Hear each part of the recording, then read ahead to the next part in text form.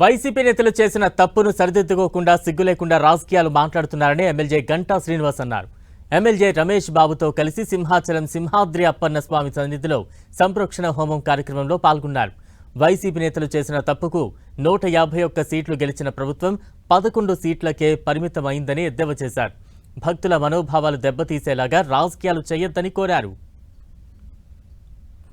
కానీ గత పాలకుల తప్పిదాలు వాటా పాప పరిహార్థం ఈరోజు సింహాచల దేవస్థానంలో ఈ సంప్రోక్షణ కార్యక్రమం చేయాల్సి రావడం నిజంగా చాలా సిగ్గుపడాలి, బాధపడాల్సిన విషయం. గతంలో పరిపాలించిన వైఎస్ఆర్ పార్టీ, ఆ పార్టీ చీఫ్ ఒక తప్పు జరిగింది, ఎందుకు జరిగింది, ఎలా జరిగింది అని పరీక్షించుకుందాం, దీన్ని సరిదిద్దుకుందాం, భవిష్యత్తులో ఇలాంటి జరగకుండా అందరం కలిసి కృషి చేద్దామని చెప్పాల్సిన బాధ్యత మర్చిపోయి సిగ్గు లేకుండా మళ్ళీ ఆయన రాజకీయం మాట్లాడుతూ ఉన్నాం. అందుకే ప్రజలు మన అలాంటి తీర్పిచ్చారు. 11 సీట్లు 151 సీట్లతో గెలిచిన పార్టీ కేవలం 5 ఏళ్ళు తిరిగేసరికి 11 సీట్లకు వచ్చిందంటే అతను పరిపాలన ఏ విధంగా సాగిందో అర్థం చేస్తున్నారు ప్రజలు. మరి ఇలాగే ఇప్పటిలాగే కానీ ఇంకా మాట్లాడుతుంటే భవిష్యత్తులో ఆ 11 కూడా మిగిలిపోవు, చివరికి 0 సీట్లు పరిపిస్తుంది.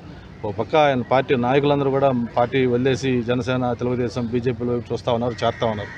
చివరికి ఆయన ఏకాగ్గా మిగిలే పరిస్థితి కూడా వస్తుంది. అందుకే నేను ఒకటే కోరుతా ఉన్నాను, ఎప్పటికైనా సరే ఇది రాజకీయాలకు సంబంధించిన అంశం కాదు, భక్తుల మనోభావాలు, మన సెంటిమెంటు, దీంట్లో రాజకీయాలు దయచేసి చేయొద్దు.